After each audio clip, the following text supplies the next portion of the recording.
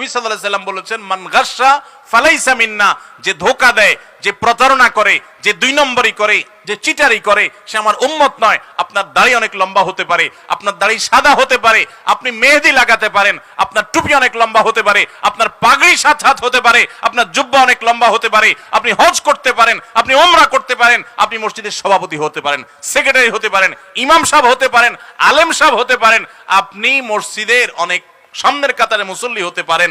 আপনি যেই হন না কেন, যত বড় টুপি লাগেন না কেন, আল্লাহর খাতায় আপনি চিটার, আল্লাহর খাতায় আপনি প্রতারক, আপনি ভণ্ড, আপনি 2 নম্বর মানুষ।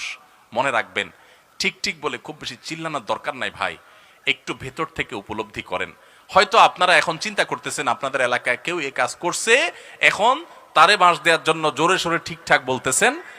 এই কথাগুলো হয়তো কারোর উপরে যাচ্ছে, আপনি খুব মজা পাচ্ছেন, এই জন্য একেবারে জোরসে নারায় তাকবীর দিচ্ছেন, জোরসে ঠিক বলতেছেন, হুজুর বাঁশ দিচ্ছে, আমি ঠিক বলে আরেকটা বাঁশ দিয়ে দিলাম। ভাইরা আমার কথা শুনেন, কথা শুনেন, আল্লাহর কসম, এটা মজা নেওয়ার জিনিস না ভাই, সিরিয়াস কথা, সিরিয়াস কথা। হয়তো কেউ করছে, আপনি হয়তো অন্যভাবে করছেন, আপনি ঠিক ঠিক চিল্লায়েন না।